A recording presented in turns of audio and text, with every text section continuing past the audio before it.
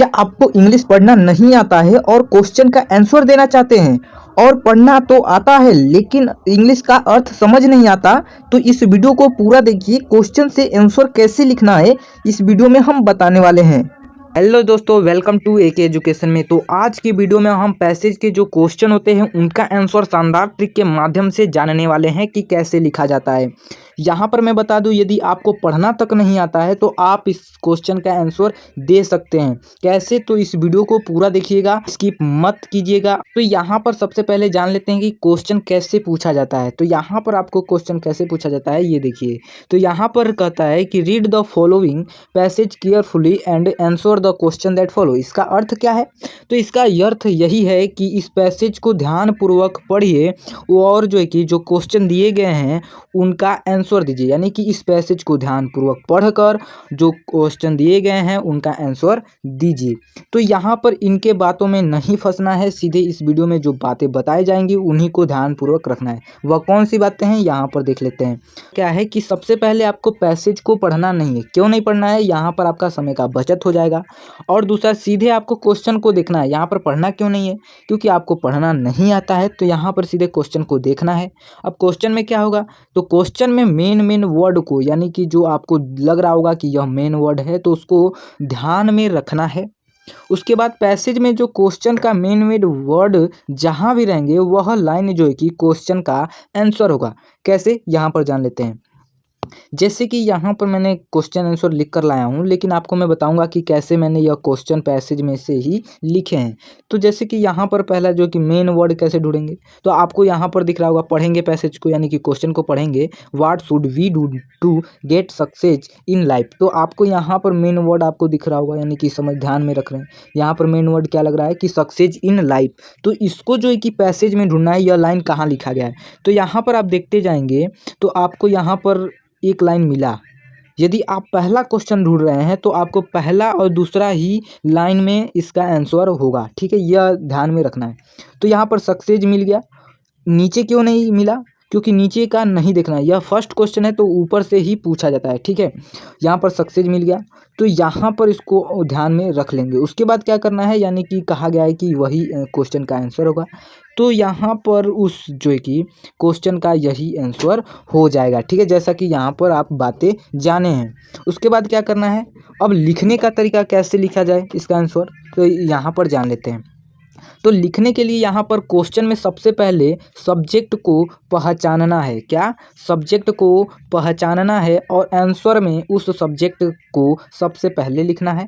उसके बाद क्वेश्चन का आंसर लिखते समय कुछ ग्रामर के रूल्स भी ध्यान में रखना है, यानी कि छोटा मोटा रूल्स होगा उसको बस ध्यान रखना है। क्या? तो हेल्पिंग वर्ब का ही बस। तो यहाँ पर सबसे पहले कहा गया है कि सब्जेक्ट को पहचानना है। यहाँ पर वी का मतलब होता है हम, यानी कि वी सब्जेक्ट है तो इसको हम सबसे पहले यहाँ पर लिख लेंगे। उसके बाद ग्रामर्स के रूल क्या है, उसके बाद हेल्पिंग वर्ब होता है तो यहाँ पर क्वेश्चन में से ही हेल्पिंग वर्ब उतार लेंगे। उसके बाद आपको ऑब्जेक्ट होता है, तो ऑब्जेक्ट यानी कि जो कि क्वेश्चन यहाँ पर दिया गया है उसी को पूरा का पूरा यहाँ पर छाप देना होता है।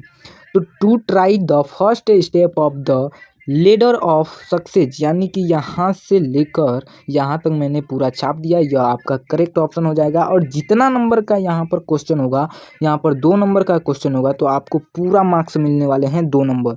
और आप क्या करते हैं कि कहीं से जो कि कोई भी मतलब कि पैसेज हो तो 2-3 लाइन आप छाप देते हैं, यह जानकर कि यह पूरा नंबर मिल जाएगा, लेकिन उससे नहीं मिलता है। आप 1 लाइन 2 लाइन लिखिए, लेकिन आपको जो कि क्वेश्चन का आंसर सही होना चाहिए बस।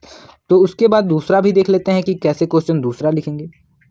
जैसे कि मैंने पहले बताया उसी को दूसरा में उसी तरह लिखना है। जैसे कि what types of life did the great mean of the world lead. तो यहाँ पर आपको पहले सब्जेक्ट को यानी कि मेन वर्ड को देखना होगा। तो यहाँ पर मेरा मेन वर्ड यहाँ पर आप ध्यान में रख लेंगे, द ग्रेट मैन।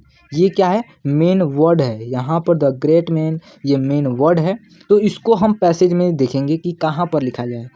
तो ऐसे आपको ढूंढते हुए जाना है। तो आपको थर्ड या सेकेंड या थर्ड जो है कि लाइन में आपका दूसरा आंसर मिल जाएगा। The great man of the world led very diligent lips. यहाँ तक आपका इस क्वेश्चन का आंसर हो जाएगा। लेकिन कैसे लिखना है, यहाँ पर सबसे पहले सब्जेक्ट को ढूंढना है। तो उस क्वेश्चन में सब्जेक्ट क्या है, the great man of the world led. तो यहाँ पर मैंने the great man of the world, उसके बाद यहाँ पर लिड है, तो यहाँ पर लिड क्यों होगा, हेल्पिंग वर्ड, यानी कि यह जो है कि फॉर्म बदल जाती है, तो यहाँ पर लिड हो गया, जैसे कि यहाँ पर क्वेश्चन में दिया गया लेड तक हो गया। उसके बाद वेरी डिलीजेंट लिप्स, तो यही क्वेश्चन आंसर लिख दिए।